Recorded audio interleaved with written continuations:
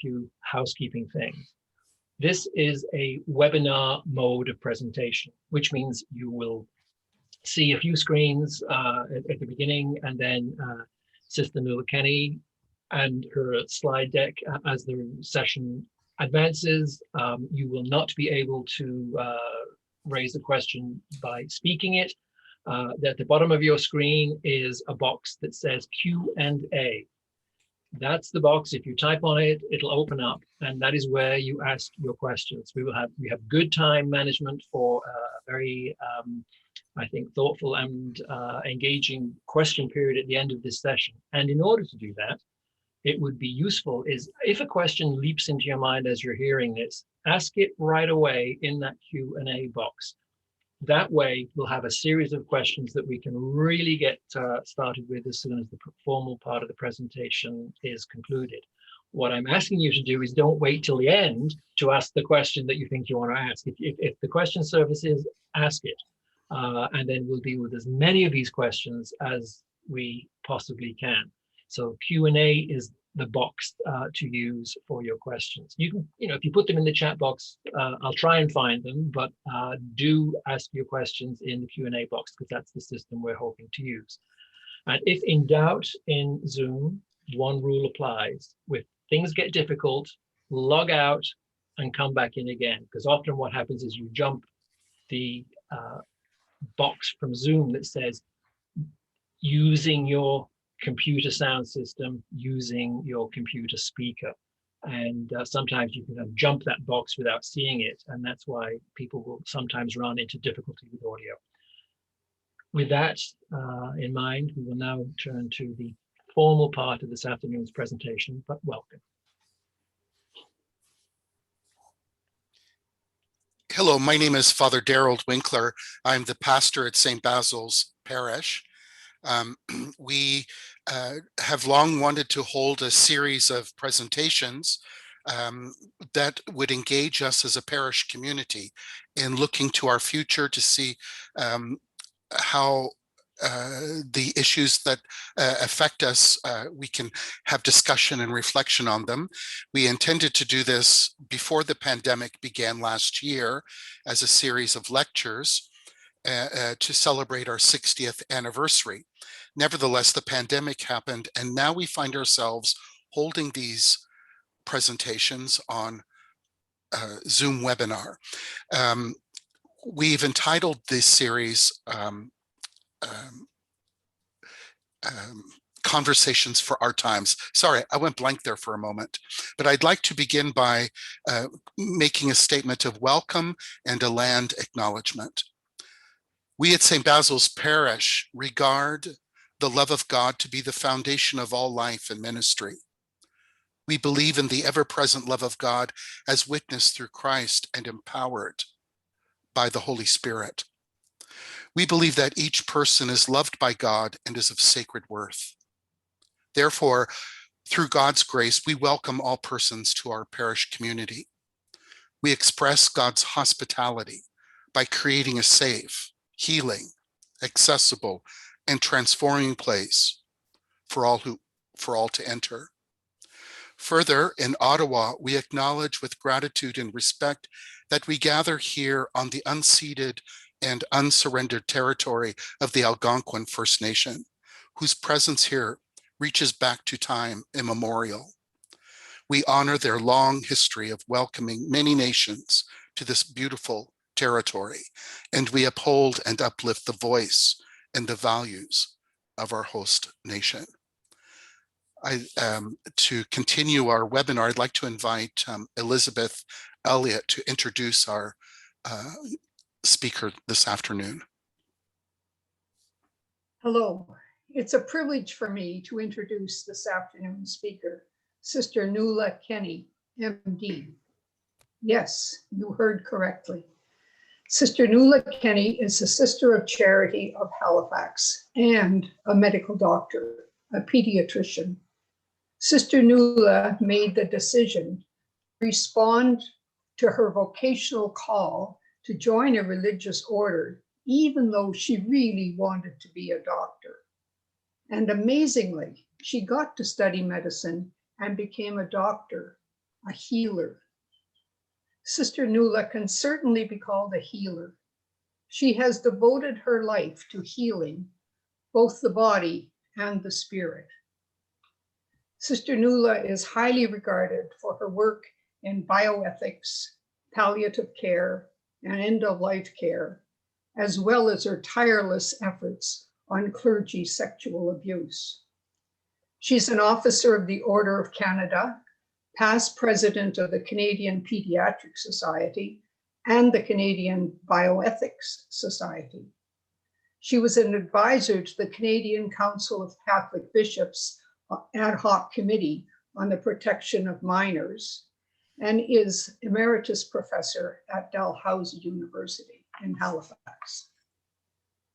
Sister Nuala has influenced us here at St. Basil's. As a result of a webinar that she presented to the Catholic Women's League of Canada in 2020, our CWL is now exploring the past, present, and future roles of women in the Catholic Church. Building on her earlier work, which has been widely published, Sister Nuala has now turned her attention to the Church in its current condition, which Pope Francis has called a field hospital.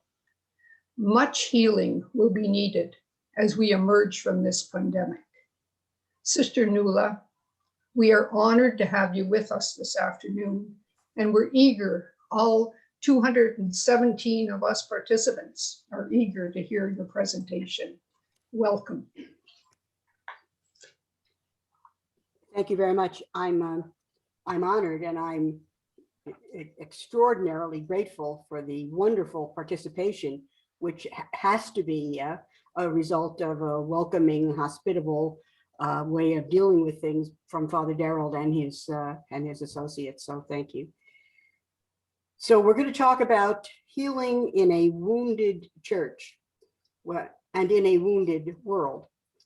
And I want to say at the outset that I don't think I have to say to anybody in Ottawa, with the recent closures and lockdowns, with the ongoing pandemic, that we are all wounded and we are in a position of great uncertainty and fear in our world and in our church.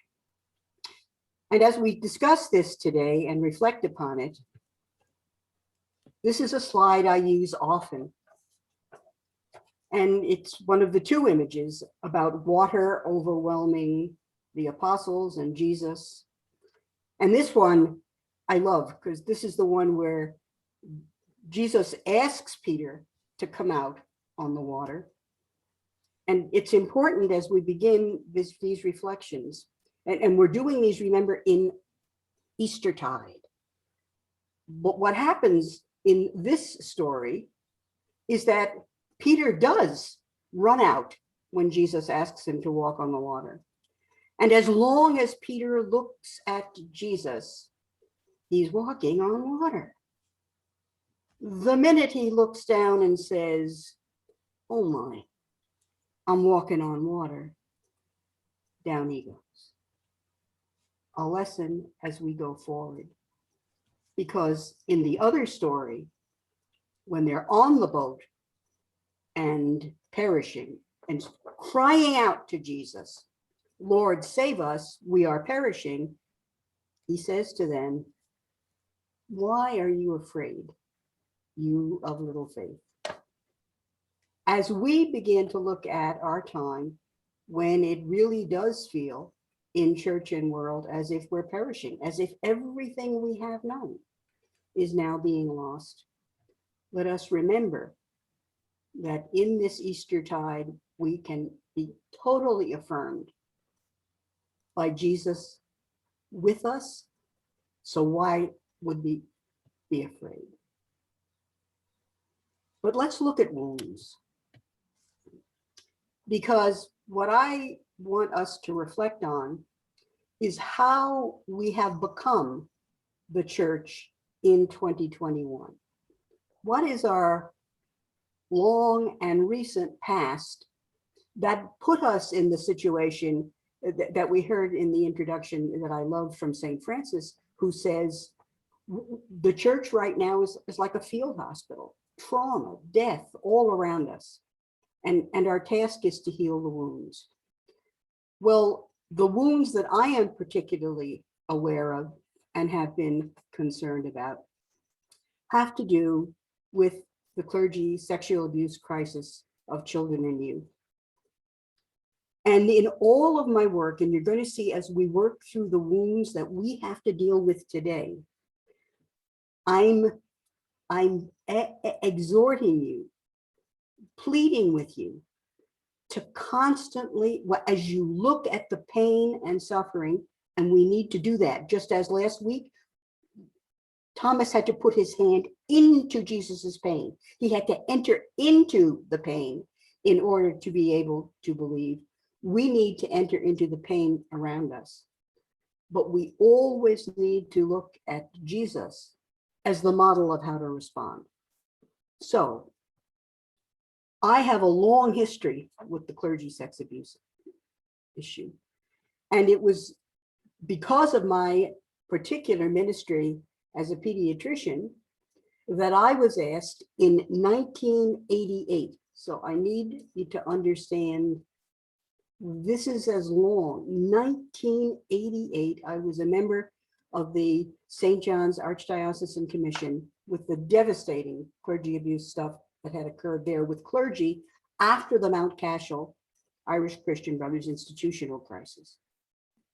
1988 to 1990.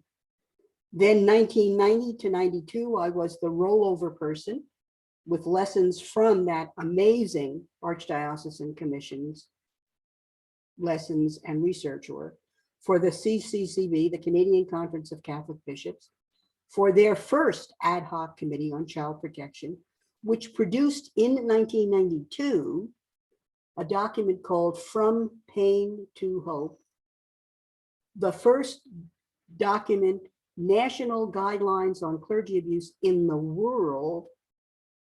We were ahead of the Americans and ahead of the Irish in the world. And in both Newfoundland and again then, partly through my influence, but also some amazing, wonderful bishop leaders of that work, acknowledged that this crisis of clergy sex abuse was not just about bad apples. This was not just about individual offenses, but individual risks, but it had deeper systemic and cultural beliefs and practices that we had to address if we were to respond to children with the mind of Christ. So Jesus clearly countercultural completely with children, and on one of the two times when Jesus is really angry in scripture, one when they're selling and buying stuff in the courtyard of the temple and preventing poor people from coming in, and the other is here. If you in fact offend against one of these little ones and lead them away from me, from God, from the love of God, it would be better if you had a millstone around your neck and you were tossed into the sea. That's how serious he thought this was. So if we are to look at where we are today in church and world, I would say that as we came to 2019, there had been, since the public revelations of clergy abuse of minors, which emerged in the late 70s, 80s, when Newfoundland was happening. That's the public revelations, that we had had a 30-year period of time with more and more revelations, more and more complications, more and more issues that had arisen, even after Pope Francis became Holy Father in 2013 and had a different, more open, proactive approach to this issue. But if we're going to talk about wounds, let's look at what was the wounding that we had experienced from the clergy abuse crisis. I use medical metaphors. I'm a doctor. The medical metaphors make sense to me. And the sense of wounding spiritually makes sense to me, as well as physically. So let's just look at this briefly. The wounds from the clergy sex abuse were about abuse of power, trust, and sacred office in harm to the most vulnerable among us. But the wounds were also about secrecy, silence, and denial in order to avoid scandal. Not scandal in the biblical sense that Jesus knew of putting an obstruction in someone's moving into the merciful love of God, but rather scandal in the sense of a reputational loss. The third, even as this became more and more evident in the 80s and 90s and the beginning of the 20th century, the church, when we finally responded with bureaucratic responses of canon law, policies, and protocols. These are necessary, but as we say in the brand new CCCB document, which I was on the committee in health, right? The policies and protocols aren't really worth the paper they're written on if you don't have a conversion of mind and heart to be attentive to the good, to be attentive of the potential for harm of others, to be aware of the potential for use of power, for oppression and wounding. So bureaucratic responses and historically, until Francis in 2013, failure to address underlying systemic and cultural factors, and very slow learning from science, particularly about the harms. The harms, then, there's an enormous literature. We don't have time for this, but we cannot discuss the situation of the church and its wounding without our attempting, as with Doubting Thomas putting his hand into the side of Jesus, to enter into the harms to victims of sexual abuse by clergy. Minors who are sexually abused, and that most likely by a member of their family or a trusted other, have huge psychological, emotional, and even physical consequences that are both short-term and long-term. When the abuser is a cleric, the victims have these, but they also have, and this becomes the most serious challenge for atonement for us, what I refer to as the double damage to victims of clergy, because the priest represents Christ himself. Blasphemy and sacrilege were often involved in the seduction and in the abuse. I mean, the victims prayed for it to stop. And in fact, when God did not stop it, begin a lifelong inability to find spiritual solace in healing. So the harms that we began to learn about were serious harms. In 2018, Pope Francis, in his letter to the people of God, says this: every one of the baptized should feel involved in the ecclesial and social change that we so greatly need. This change calls for a personal and communal conversion that makes us see things as the Lord does, to see things as the Lord does, to be where the Lord wants us to be, to experience a conversion of heart in his presence. This call for the Holy Father comes, and we're going to reinforce this in a minute, at a time when, even before pandemic, we have had droves of departures from the church in the global north or in the west, however you want to just divide the globe.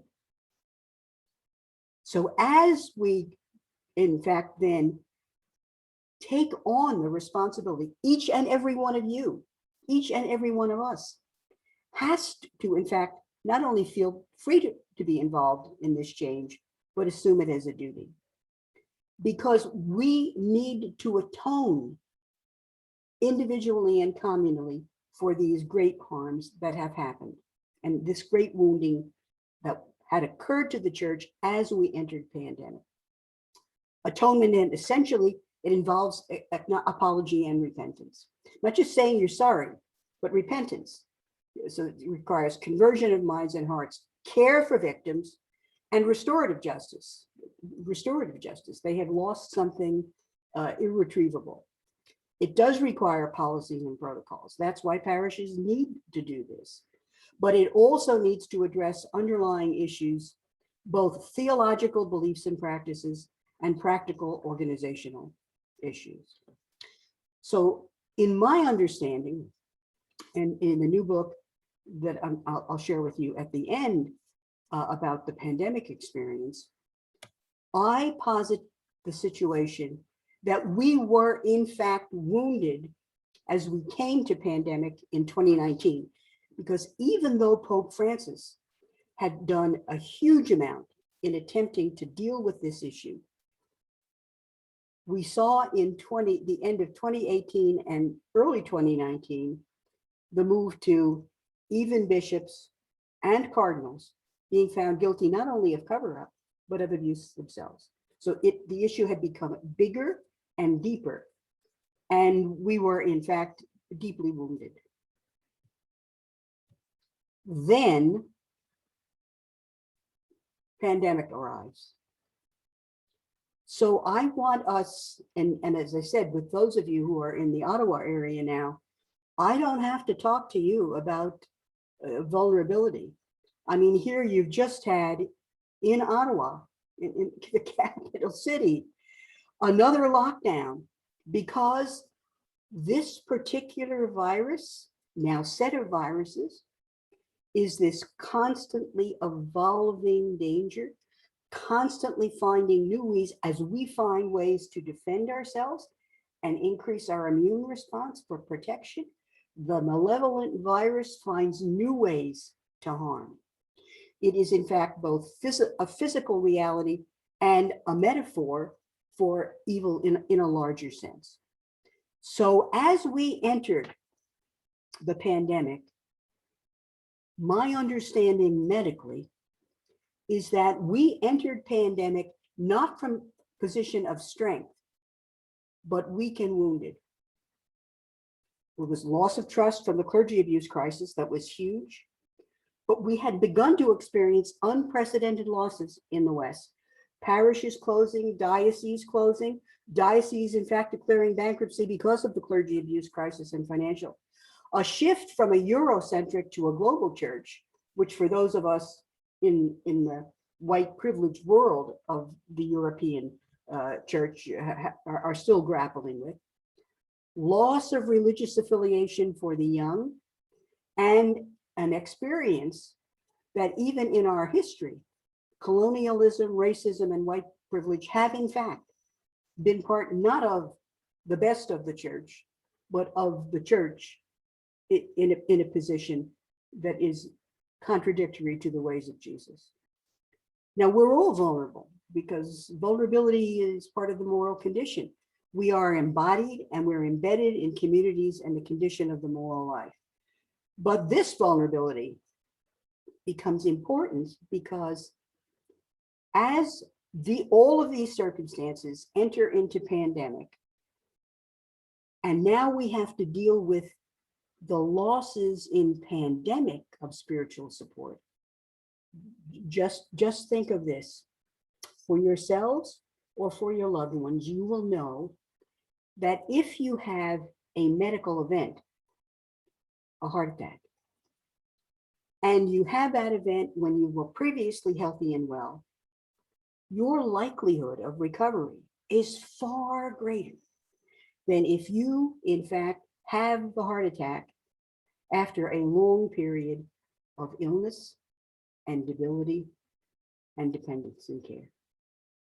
So we come into pandemic in a situation of weakness. And then how many of you have in fact seen this? This to me is the best visual image I know. There's Holy Father Francis in St. Peter's, the Mother Church, empty, empty, empty. And every one of our churches here in Canada and around the world, variations of the same. So what we in fact saw, oh, sorry, that too fast. What we in fact have seen is that as we entered pandemic, we were suffering a number of wounds. And at a time when we would ordinarily, in hurt, in uncertainty, in fear, turn to the Lord, we actually had a limitation. We had a lockdown of spiritual supports. And some of the lessons from that lockdown are still with us. First of all, there is a need for prayer and liturgy. I mean, look at the new liturgical clapping at night and pots and pans for people who were in total lockdown. But there was a need for prayer. At the same time, there was a questioning of God who allows suffering on such a massive scale. We had to realize that the virtual Mass, while it saved the soul of many, helped emphasize the priest celebrant and the laity as passive observers. We turned around from what the challenges and reforms of Second Vatican II. But most important, we lost the incarnational reality of the meal. Sitting around together, sharing a meal, breaking bread. Breaking bread, and the breaking of the bread, what did we just hear this morning? And more importantly, what we've discovered is that even when the virtual liturgy is helpful to many, it is unlinked to care for the poor. What we now know, we have statistics already. Many will never return to the practice of the faith. Even when churches opened up, too much trouble. Never again. So we are in a situation where, in fact, there are many wounds. And remember, we are all required, we're all called to participate, clergy and lay, men and women together. If anything can bring us to overcome polarizing divisions and pull together for the healing of the church, so the church can be a witness of mercy and love for the world. If the pandemic is not going to teach us this, as Holy Father Francis says very clearly, what is? So let's just briefly look at issues that I'm offering you for longer term consideration. I'm offering these, and Father Darrell knows he now can use these slides. He can copy it. You can use them in any way that it might be helpful to help people share reflections about what are the wounds that need healing and how might reflection on Jesus be the way forward. So you'll see in the next slides, I'm going to take the pathology that we named earlier and put them in the circumstance of our time now and in relation always to Jesus. So the first thing is, I mean, if we think that that our situation is powerless and that our vulnerability is tremendous, just think of our God. I mean, we've just been through the Holy Week. Our God Jesus did not consider equality with God as something to be exploited. He emptied himself. Jesus took on, I mean, God the Father sent Jesus to take on our vulnerability for love of us, for our salvation. And if we look at the church, abuse of power, authority, and status in the church is contrary to the radical equality of the baptized and the body of Christ. And it has harmed the most vulnerable among us. How can we now begin to think of power and authority in the servant leadership terms that Jesus shows us at the Last Supper.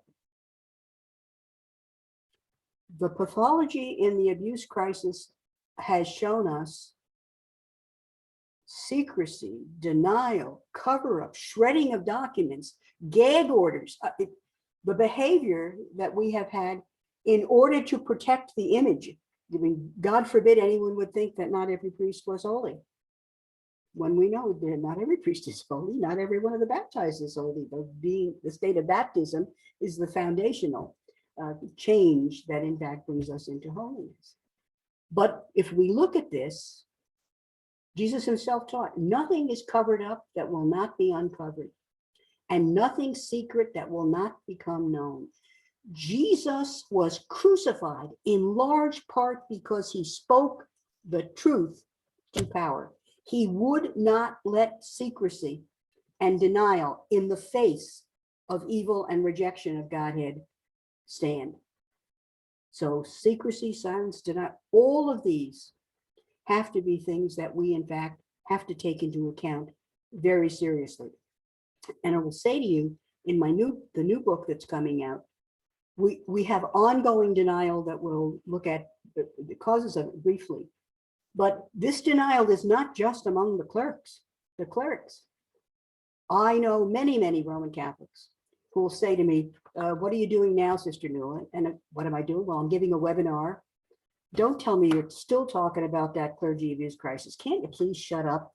Haven't we dealt with this enough? As if in the presence of pathology, if you kept quiet, it was going to go away. In the presence of a sickness, you ignore it, it's going to kill you. It's going to kill you.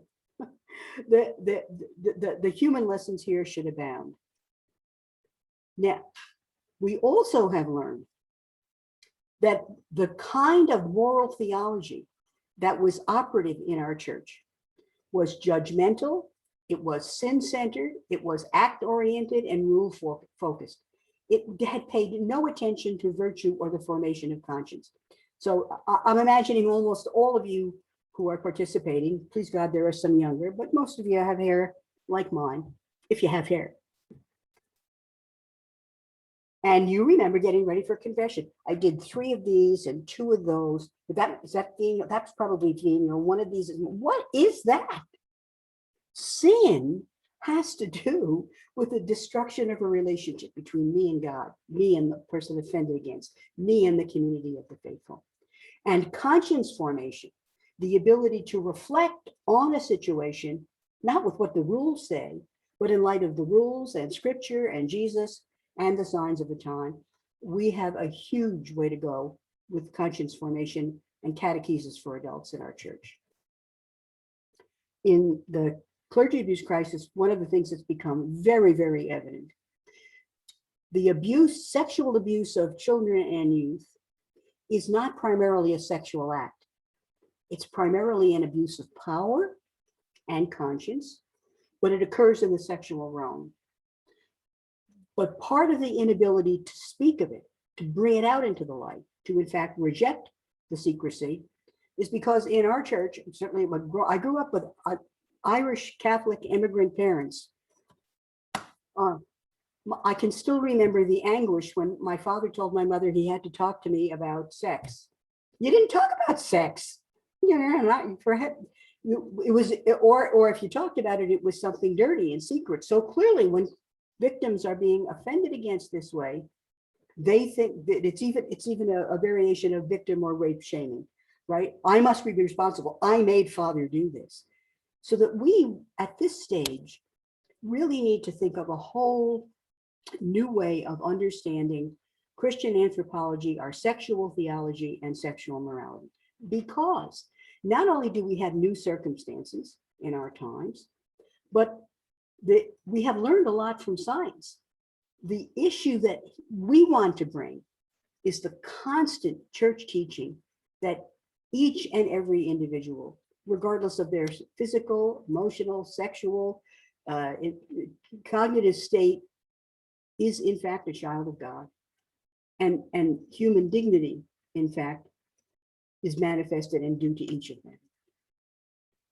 Now, as we look at things I'm worried about, the clergy abuse crisis showed polarizing divisions regarding the underlying pathology. I mean, Jesus's prayer was that we may be one. The marks of the church, one, holy, Catholic, and apostolic. It can't be Catholic, holy, and apostolic unless it's one. And yet different interpretations of the way to be church have been around since the beginning. So right now, we in fact do have a number of ways of looking at these polarizations. The church of the powerful God, the church of the suffering servant. The church of power and wealth and political advantage, what we had for a brief period of time in the West for the church, or the church of the poor and the marginalized. The nature of the church itself is at stake because as we respond to the abuse crisis and pandemic, we have to figure, where are we going to go from here? There's no going back. There's no going back. Medically, we know healing requires you recognize you need healing. You got a correct diagnosis.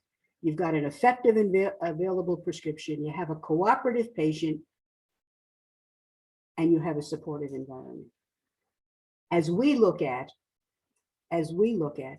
the issue of prognosis, I think we all need to work and pray about tragedy, fatigue, and burnout, first and foremost for our bishops and priests.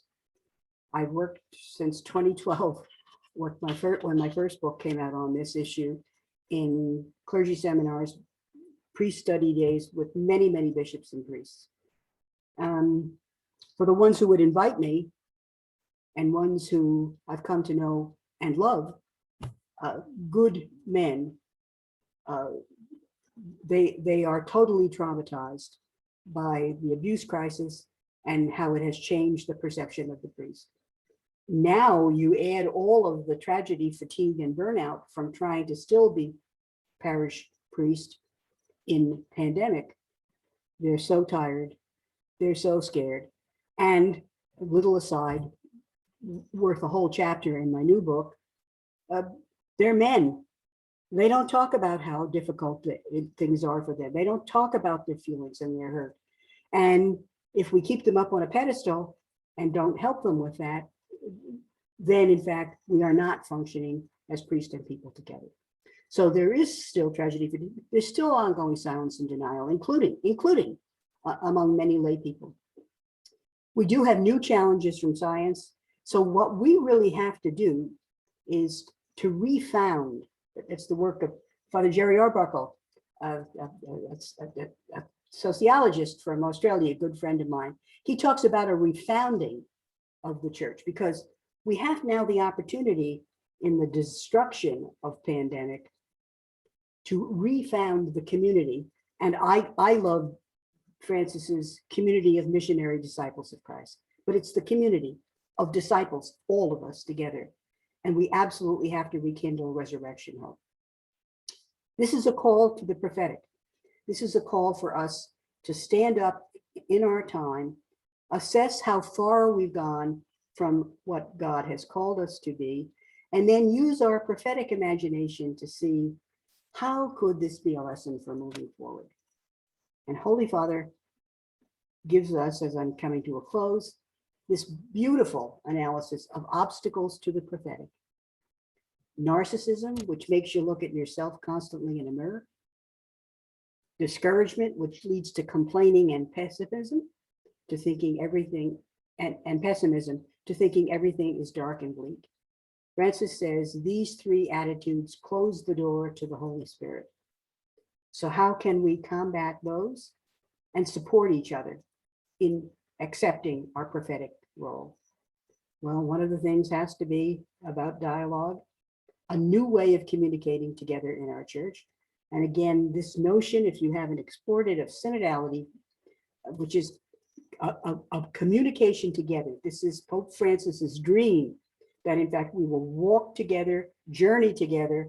And in fact, you see in the way he's setting up these synods, that bringing new life into the conversation. Not just the teaching church and the learning church, but together teaching and learning and supporting together. So Pope Francis has a simple prescription. In Amoris Laetitia, he says, what we need right now is a missionary impulse capable of transforming everything so that the church's customs, ways of doing things, times and schedules, language and structures can be suitably channeled for the evangelization of today's world rather than for her self-preservation. That's the challenge that we're asked to, in fact, assume.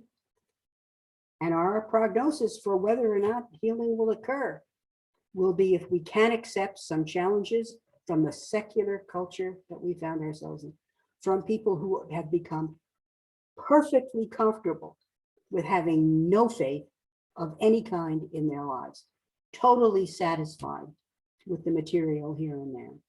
If we can deal with some challenges from science that can help us to inform faith with science, and if we can in fact reject the polarizing differences basically based on a rejection of Vatican II, reforms still 50 years later, and many who in fact reject Pope Francis's dream.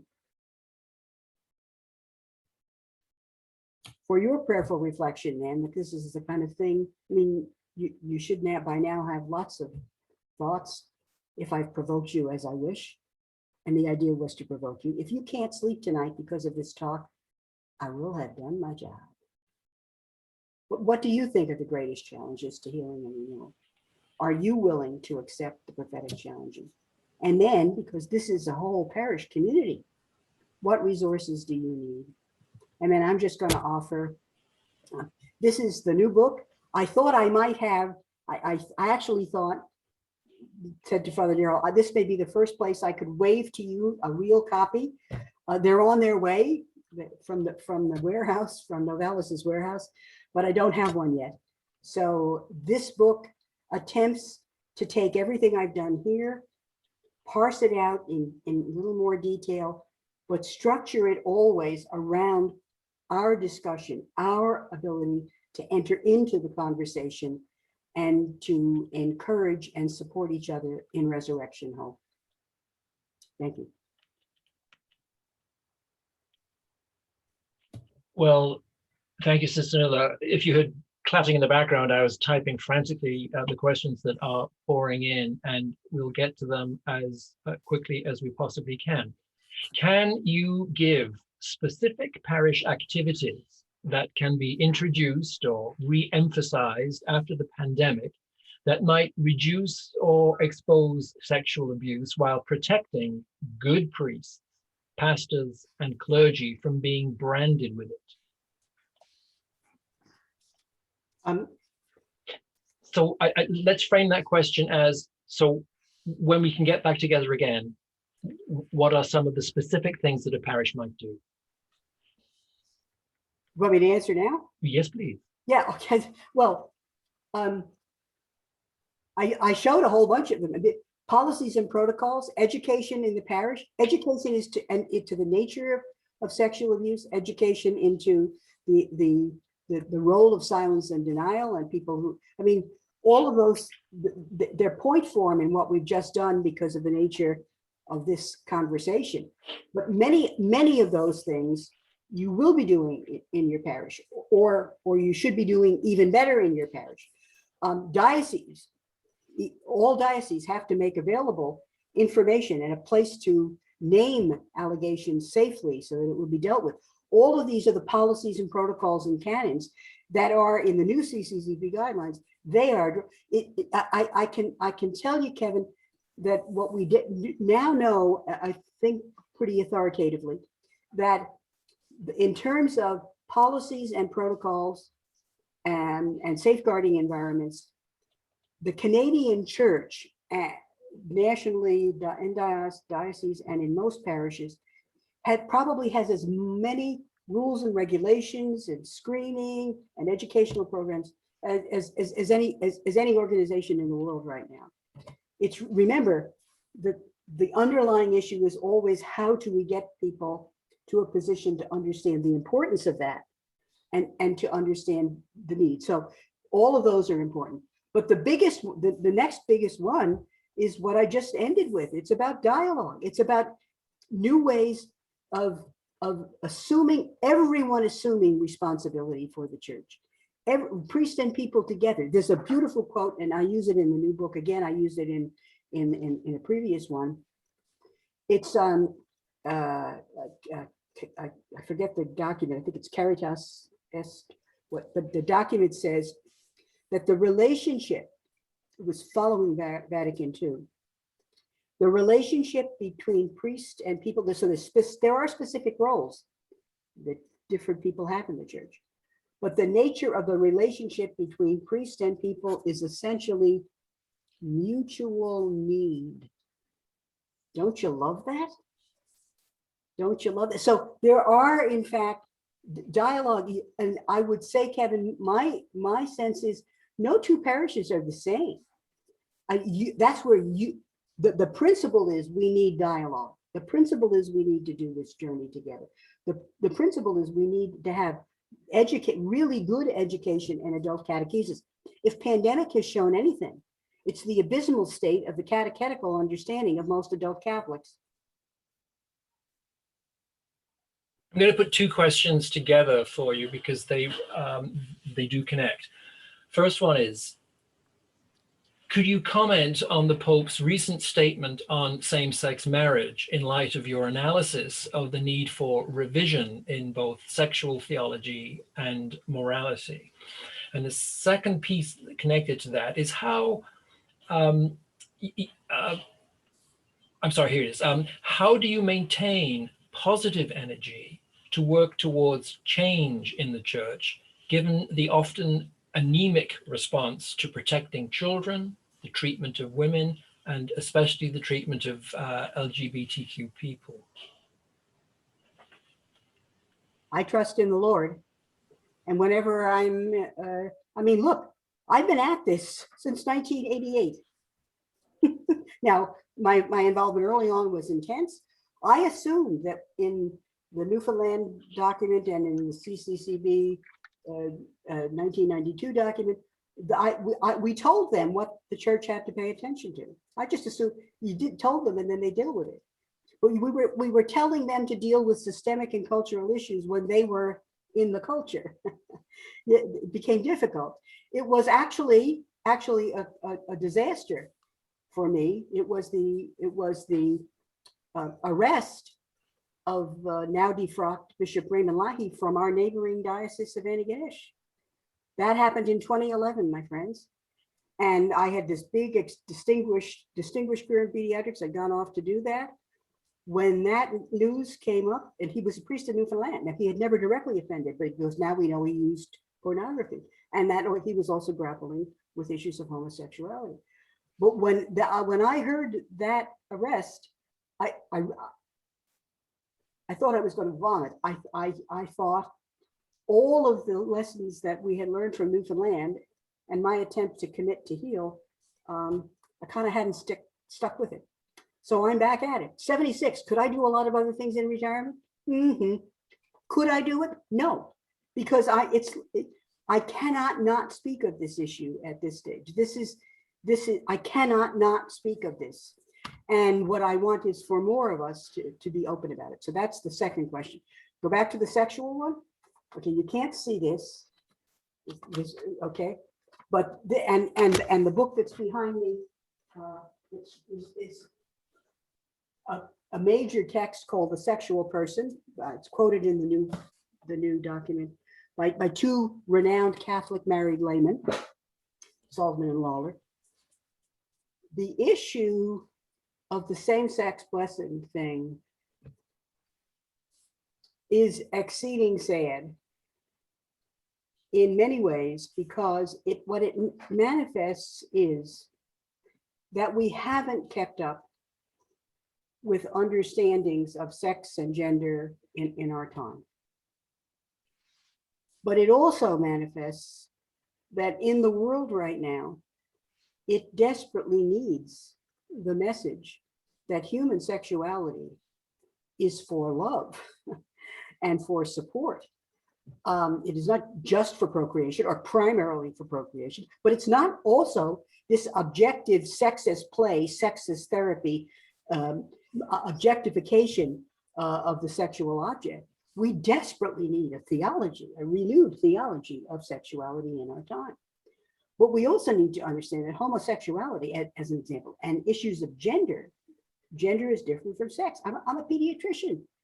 A huge pediatric emergency is when a baby is born with what we used to call ambiguous sexual genitalia. When they're born, their external organs didn't develop sufficiently so you can tell whether they're male or they're female, because you know at the get-go, before there's any testosterone, progesterone, babies are all the same. And then if they have the Y chromosome, things develop differently for females. But in nature, there's all of these things. But those all require careful understandings of science in the light of faith, in the light essentially of church teaching about dignity. Because on the one hand, the catechism, and I don't have the quote right here, but the catechism says we do have to respect the dignity of persons who are homosexual. But then it goes on to say, but homosexuals can't act out of their homosexuality. The issue, I think, that is so we have serious work to do here. I don't have an answer to this one. This area of theology is not my expertise, but I will say to you that what I do know about is abuse of power, victimhood, marginalization, persons who are gay, or any of those who have gender dysphoria, that the whole LGBTQ spectrum, their experience of the Christian faith is not hospitality. It is in fact hostility.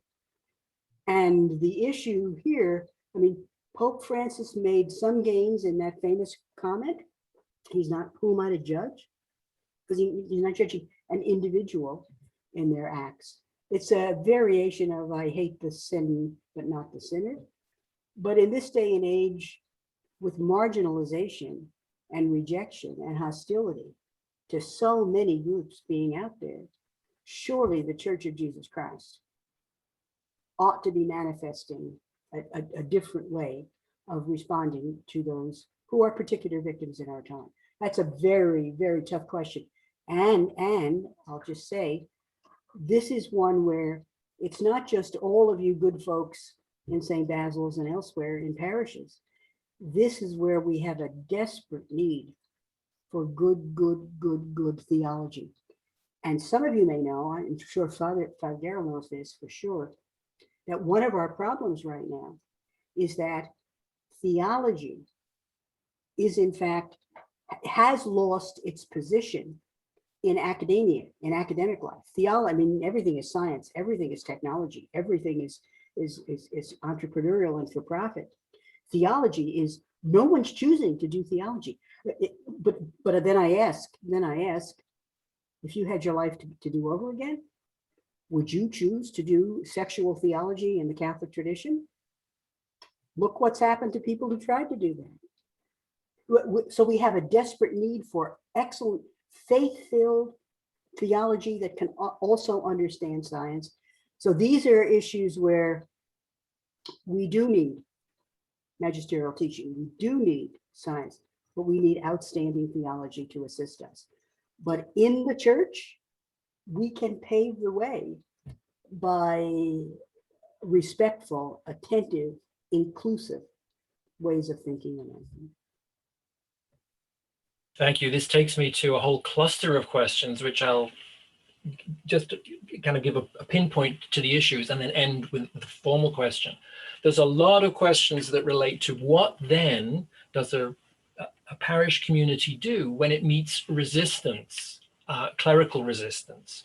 What do you do when perhaps a priest is from a different culture, or you're speaking in a spirit of Vatican II in a culture that seems to be somewhat indifferent or startled still by the Second Vatican Council? There are a cluster of questions on that related to that. So the question is, I think, this: And the person writes, my sense is that missionary disciples able to be prophetic, and in particular, able to reject polls, require a different kind of catechesis and accompaniment in their faith than we typically offer.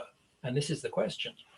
What kind of adult catechesis do you think we need to engage with these prophetic possibilities? Well, so whoever that person is, I love you dearly. Your insight here is absolutely bang on. So I'm going to answer. Hold with me, because it may seem I'm not answering you, but I am.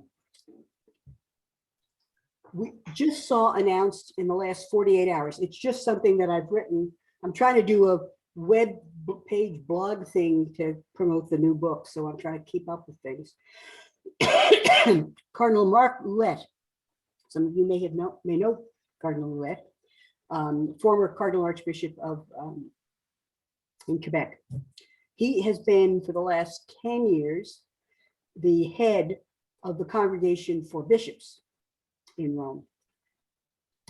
And Cardinal Ouellette, within the past 3 days, has announced a special meeting on the spirituality of the priesthood and vocations for February 2022. Now,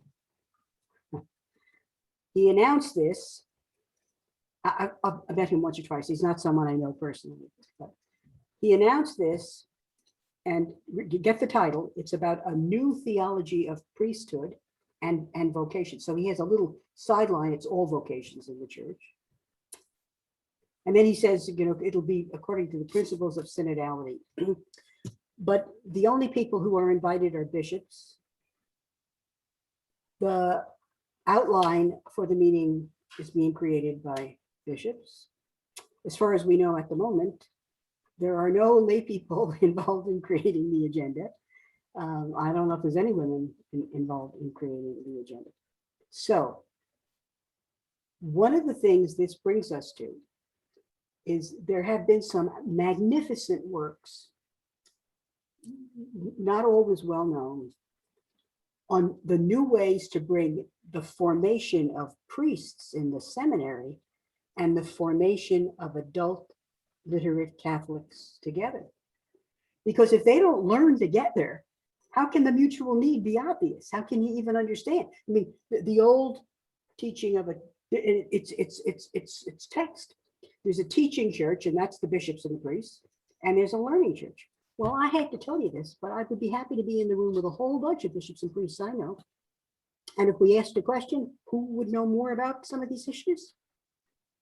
Now, there are others I don't know, and I don't know how. I don't know about leading it. I'm not. Please understand, I'm not being disrespectful. I'm trying to get this. Wait a minute. I mean, we have some Catholic laity who are doing magnificent work in theological areas, but I don't see the same theological reflection from. So we need to do this together. That reflection that has hit the fan of people responding to. How can you have a reflection about clergy and laity run by bishops, only bishops? It's a contradiction, and it's a total contradiction to the notion of synodality. But one of the underlying questions, now I come specifically to you, is this does become a problem because there are many different catechetical resources out there. And quite frankly, some of them promote a theology of church, a theology of priesthood, a theology of laity, which is very different from the kind of inclusive, Jesus-oriented, as I understand it. So you could get a catechetical program for your parish and just have it, if it's chosen in a certain way, reinforce kind of resistant responses to true reform and refounding. And then the question of resistance at the level of the cleric. Yeah, this is a serious issue. And it's a serious issue. It relates a little bit to burnout, but it does relate to we actually do have, I remember it was a while ago now, and it was a diocese out west after my 2012 book, giving a bishop and priest, wonderful bishop, 50 priests at a clergy study day, and gave the outline of the history of clergy abuse. First mentioned in 306, Council of Elvira. This is not a new problem. So did the history as part one. Well, I was doing 3 sessions. The priests are commenting back questions and whatever. And there's this young fella sitting in the back, and he raises his hand. And he said, Sister Nuala, I want to thank you for reviewing this history and the issue of policies and protocols. He said, I'm from the Philippines. And when I came here to Canada, I didn't know why in the diocese they were making me do this check and why they were giving me all this information about visiting and the rules and regulations, because we don't have clergy sexual abuse in the Philippines. That was his answer. Now, if any of you have read anything about unfolding information and whatever, Father was really wrong. And in fact, so we do have some cultural differences, but please understand, we have some Canadian born, Canadian bred, Canadian trained priests who find it difficult. Sometimes it's because they have a difficulty in even beginning to address this issue. It's just too painful. I wasn't being facetious when I said before about, so those of you who are married, okay, all the wives in the room, please attest to this, with the rare male exception, and I know some male pediatricians who would be, and I don't want to be sexist on this, but in general, men are enculturated to suck it up. Don't talk about it, just, okay? And I mean, even with we know in family medicine, there's a problem with men go late. We know from the pandemic, men don't go to see the doctor with early symptoms.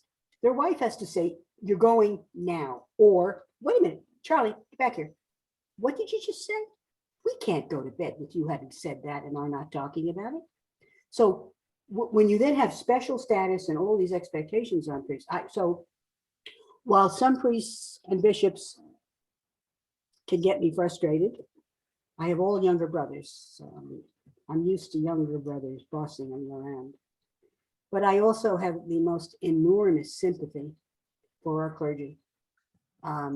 So while there are some that I would be perhaps happy to give a little boot to for some things, we need to find another way that's not confrontational. And again, but I will also say to you that there are some new resources being developed in Canada that are about concerned lay Catholic groups trying to pull together to share ways to deal with this issue. When you do, instead of having a pastor who opens this issue and wants conversation, if you have a resistant pastor. So we're going to learn a lot of lessons from groups like that too. And I can give contact information for that to Father Darrell privately. Thank you. Let me move on from resistance to gender. There's a number of questions that really are asking the same question, and that is, what then, given what you describe in your presentation, what then is the new role of women in the church? I think if we were, and I was trying to think of this because I have to summarize kind of the major issues in this blog for my new book. What are the big topics? Clearly, power and abuse of power and sharing of power by clergy is an issue. Clearly, sexual morality. I mean, since Humana Vitae, and that rejection of sensus fidelium, the sense of the ordinary faithful, and how Paul VI dealt with that in Humana Vitae. We know the vast majority of Roman Catholics do not shape their sexual moral choices on church teaching at all. And what we're seeing, I think, in this new thing about the blessing and gay unions is the same kind of, there's more than 1,000 signatures now, including 400 theologians who have protested not being able to give a blessing to persons who are in fact committing to loving themselves, but so sexuality, power, liturgy is a big one. Do you want the pomp and circumstance of the Palestrina Mass as if you were going to the Royal Opera? And that was beautiful. Or do you want the messy, coughing, sneezing babies, Church of the Poor, true breaking of the bread, and what that would really look like and feel like for us? But the role of women is a big issue. That's why you heard in my introduction, I did a session on the role of women in healing the church. For me, there are all kinds of insights that women can provide. And if you look at Jesus, the best examples, Jesus is just as he was countercultural with children. Look at Jesus's role with women. That's in my book, my 2019 book, Still Unhealed, whole chapter, another whole new section in this new book. Because Jesus treated women like disciples. He was constantly paying attention to the poor and the marginalized. He's countercultural with women. I mean, look at the Good Samaritan. The apostles are saying, "Jesus, get away from her! Get away from her!" I mean, Jesus's way of dealing with this is really very different from our own. But to me, the most important thing is that you cannot develop the role of women without the role of men, just as you can't do the role of laity without the role of clergy. Because what we see in pandemic is lots of examples of what we would call toxic masculinity. I mean, we need to find, just as for young girls in this day and age, young adult women, the models that we've got are super sexualized. I mean, Botox, now I could use that, but I'm 76. Botox as high school graduation presents. I mean, noses fixed, that cosmetic plastic surgery. I mean, we have gone to all kinds of ways that are not about the beauty inside for females, but for males. And this is a problem for priests. What kind of masculinity, because you're still masculine, what kind of masculinity does a priest kind of fit into? Because there's the jock. No, there are priests who are big on sports, but they're not usually jocks. There's the playboy. You shouldn't be doing that. Shouldn't be doing that. Or there's the successful businessman. And if you look at so many priests who in fact managed to be kind of successful for most of their lives, that's what they did. They built new churches, they built auditorium, they expanded the school, and now all of that is collapsing. But the interesting thing is then, and for some bishops, that's the way they ran it. There are some bishops who spend far more time in governance of the diocese than they do in leading the spiritual vision. There are priests who, I am convinced from my experience in the church, many priests who don't want the role of priests to be shared in terms of administration of the diocese or administration of the parish. Because then, God forbid, they'd have to do the spiritual activities full time. This next question is a summary again of several versions of it, and in its simplest form is, how does the punishment fit the crime? So the question is really about, okay, there's criminal activity here, there's theological activity, theological issues, there are abuse issues, there are clerical issues, but there's the court system, there's the police system, there's a whole lot of money that's involved. What is appropriate? Let me read the final piece here. How do you think we could change the way the accused respond within the church? And what do you think atonement looks like for all of us?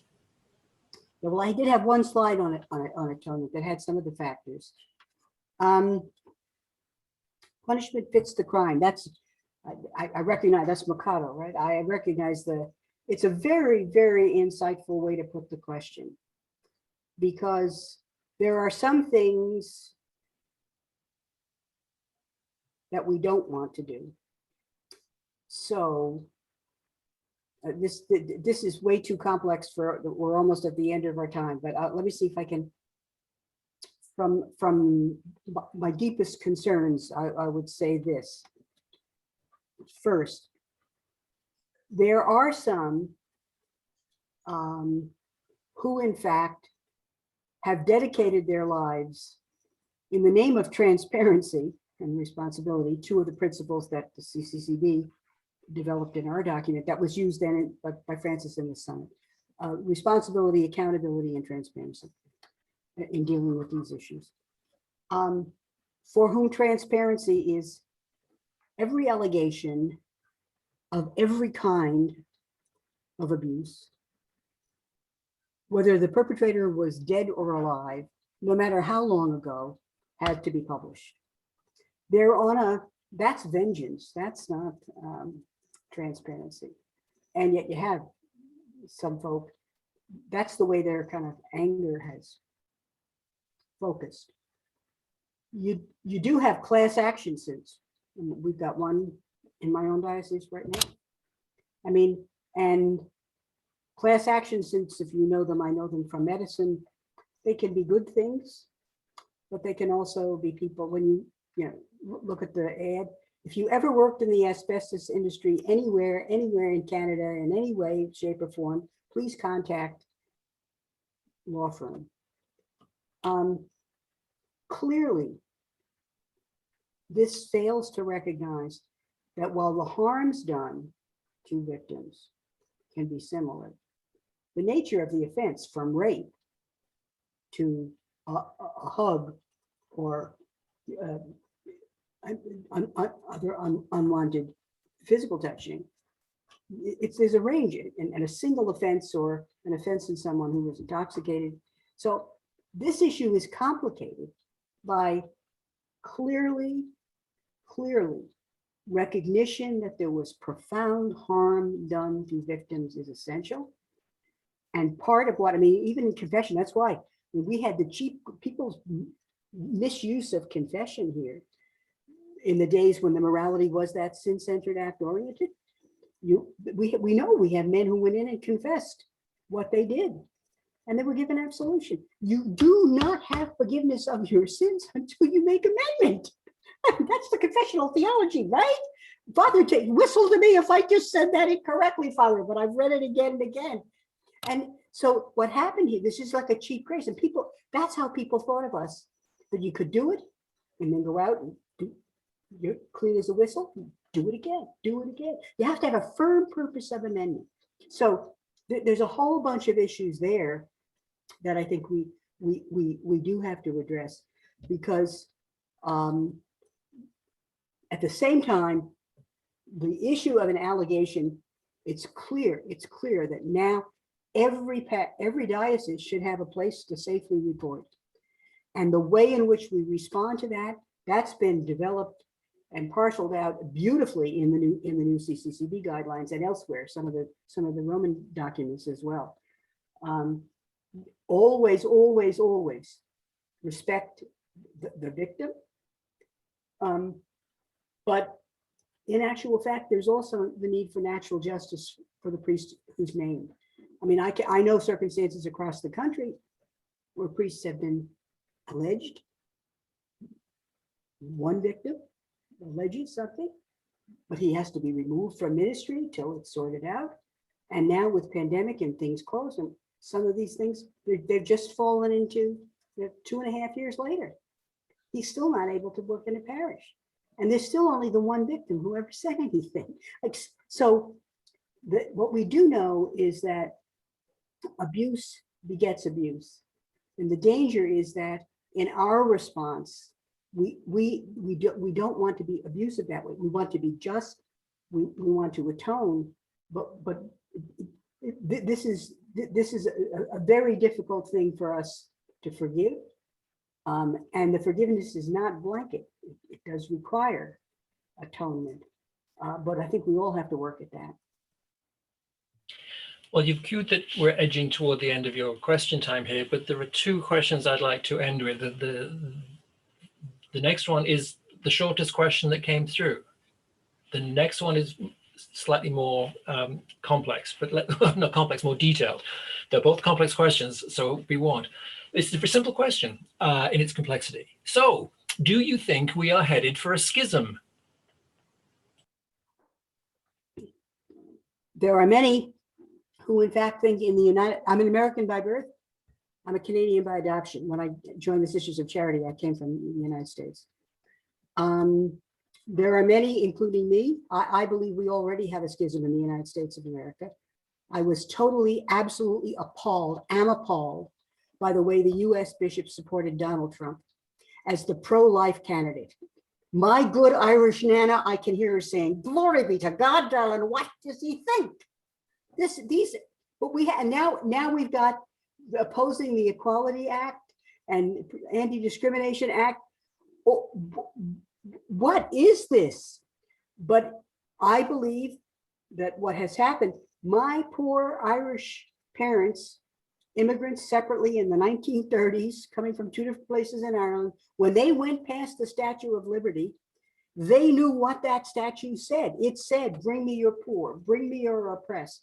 Now, political party wasn't a big thing, nor is it still for me. I don't belong to any one particular party. But it was clear that if you were an immigrant and my dad told me that, no Irish need apply. He was faced with discrimination. But what he'll say is, they in fact depended upon politicians who were Democrats.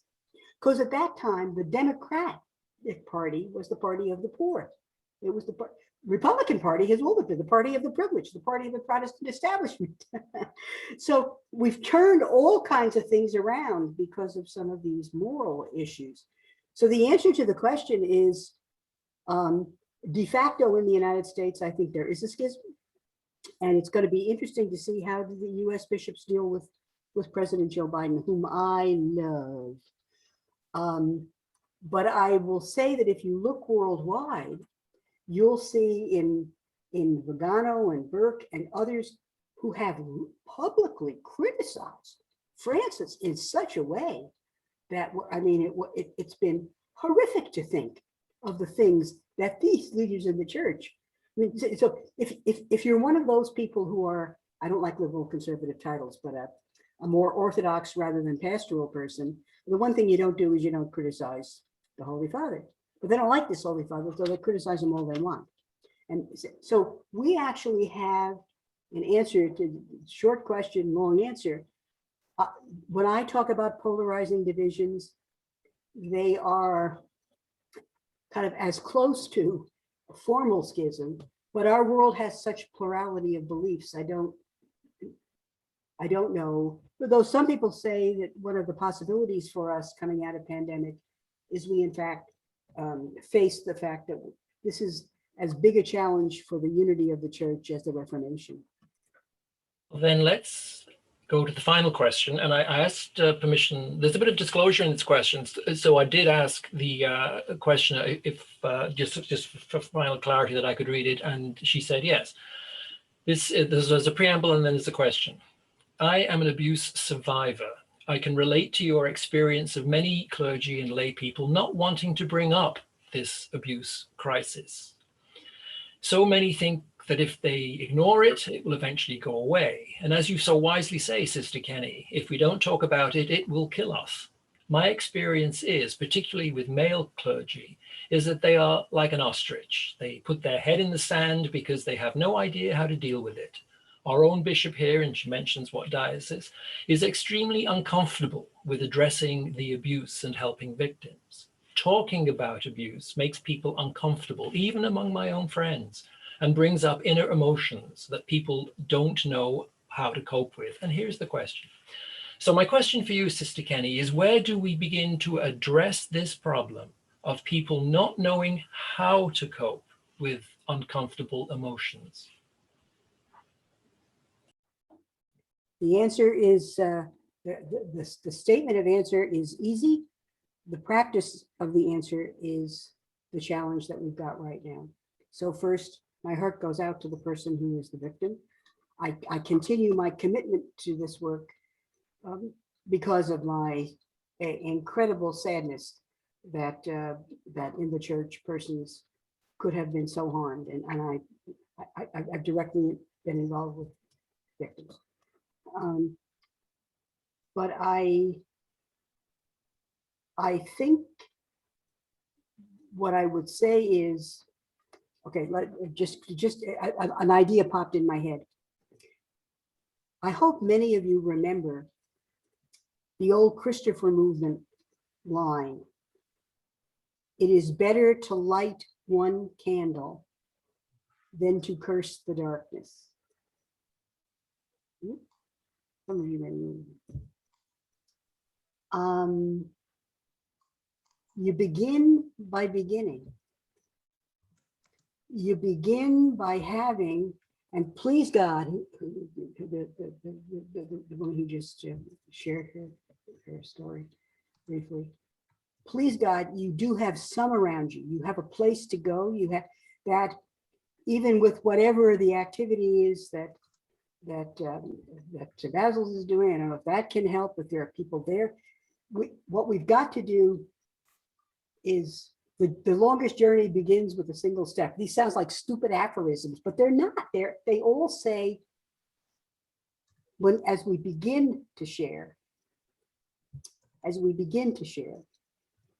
we increase the capacity to share. So this is where in the new book, it starts with a reflection on the shared vulnerability of pandemics. So maybe this is a great place to end.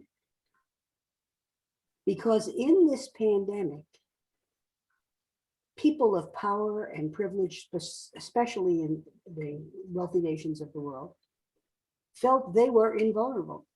That they had good healthcare systems, that they had safe homes and houses. And what has happened is an unprecedented experience of vulnerability to powerful forces over which you have no control.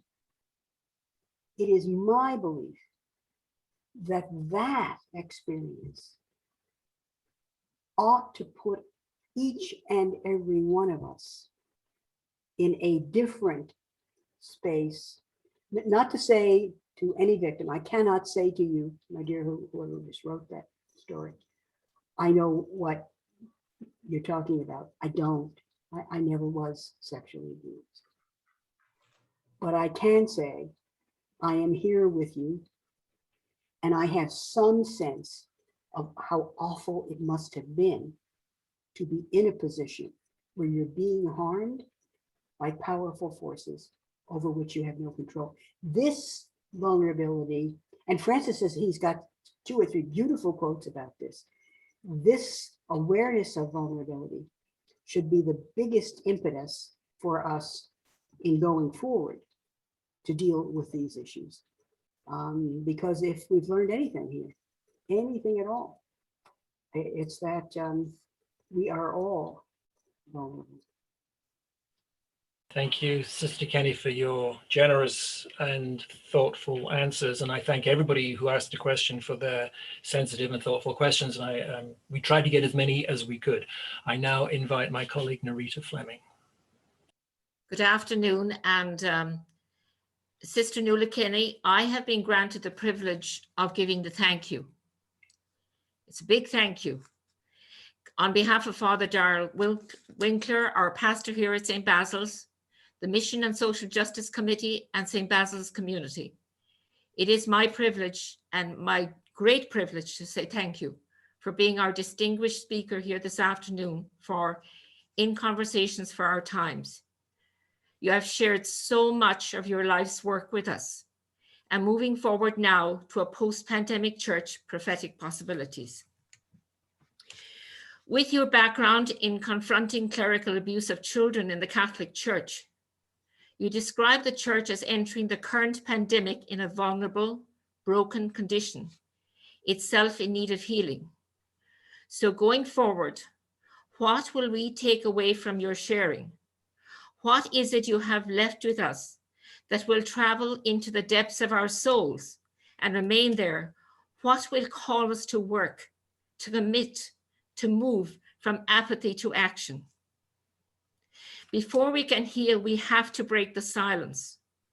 A silence that is as silent as this COVID pandemic that has encompassed all of human life today. Before we can begin to move forward into healing, we have to name the brokenness of the home we call church. A church that has sexually abused the innocent children. What kind of church are we that would allow and hide this, condone this devastation of children by its lack of action? How could this have happened? The vulnerability of children, easy access to children, secrecy, silence, and denial. Why did the church get away with it at this time and in this time? In this time, the powerful status accorded to priests and hierarchy within the patriarchal church was activated. Church, protection of image, protection of offenders, protection of church, management strategies, avoidance of scandal. What kind of organization do we belong to that we are going to hide behind lawyers and PR people and not bring this to truth? What would Jesus do? To quote Pope Francis, a self-referential church in itself, of itself, for itself, a self-referential church is a sick church, no longer of Jesus Christ, but rather to protect the institution at all costs. Before we begin to heal, we have to break the silence, acknowledge the wrongdoing, ask for forgiveness, and begin to take the huge undertaking of making amends to all those who have suffered at the hands of this egregious behavior of our Catholic Church. Going back to your very first call from Archbishop Alphonsus Petty of St. John's, Newfoundland, Sister Nuala, are you a pediatrician? You are a pediatrician. I need you to come and participate, to help me and help our church understand what has happened here. Why has it happened? What can we do to prevent it? You answered the call, and thus this 30-year journey began and is still continuing. Sister Nuala, today you have shared with us insights from your book, just off the press, as of this past Friday, A Post-Pandemic Church, Prophetic Possibilities. Refounding of church, community building, missionary disciples of Christ, to stand up in our time what God has called us to be. Pope Francis refers to narcissism, discouragement, pessimism. These three close the door to the Holy Spirit. Dialogue between priest and people, sharing the learning together, new ways of being community, adult catechesis to educate our adult community, accepting each other, the LGBT, respect, inclusivity, acceptivity. Sister Nuala, so you're a woman with a huge capacity for life and a huge heart, a heart that was broken many times over the last 30 years as you encountered the devastating destruction of mind and soul by the sexual abuse of our children by our priests. And yes, Sister Nuala, I cry too for those bishops and those good priests that serve us every day and are worn out and tired and exhausted from everything they've had to deal with. And I think back to that young girl of 12 years old who was born in New York, who at 12 years old knew that she had a vocation. Born to Irish immigrant parents, your dad was Sean from County Fermanagh, Northern Ireland, and your mother Josie was from County Donegal, as my son correctly corrected me, the Republic of Ireland. I said Southern Ireland, but he said, no, Mom, it's the Republic of Ireland. Anyway, you have 3 brothers. You were nurtured and you were raised and you were embraced in that Irish Catholic immigrant family. I love that you experienced from birth the security of that love, the driven work of your parents to provide for you and bring you to where you are today. A love that has nurtured in you from when you first opened your eyes. A love you brought with you into so many broken lives, broken hearts, broken children. That love still fosters the hope, the determination as you move forward. We have an expression in Ireland that says, God spoke first. To quote your own words, you say, thank you, God, for all the people who have spoken to me to share their pain, because now I have an obligation. I have an obligation. I cannot not do it, but to work on this issue. So that is why I do what I do. Thank you, sister.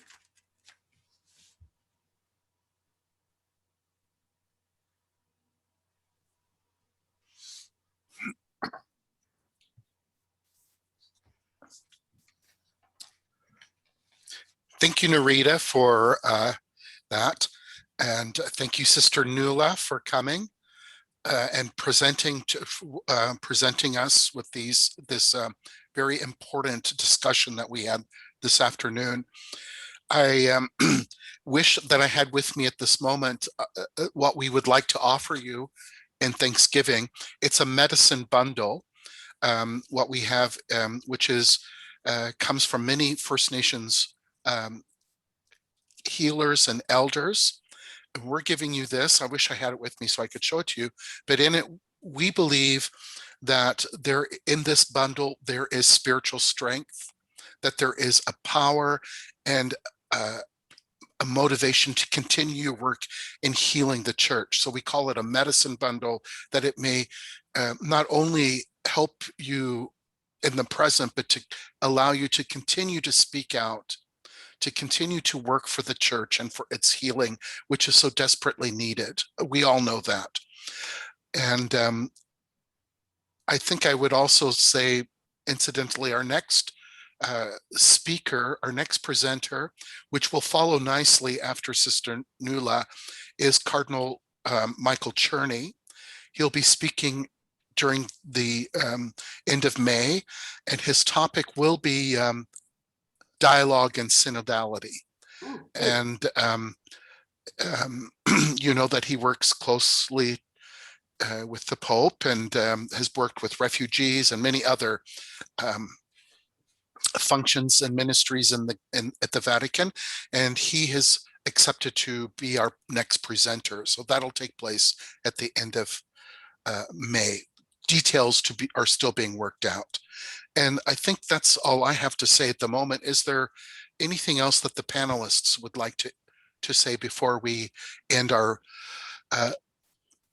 valuable webinar this afternoon? An amazing talk, sister. It was pretty well a university course in one afternoon.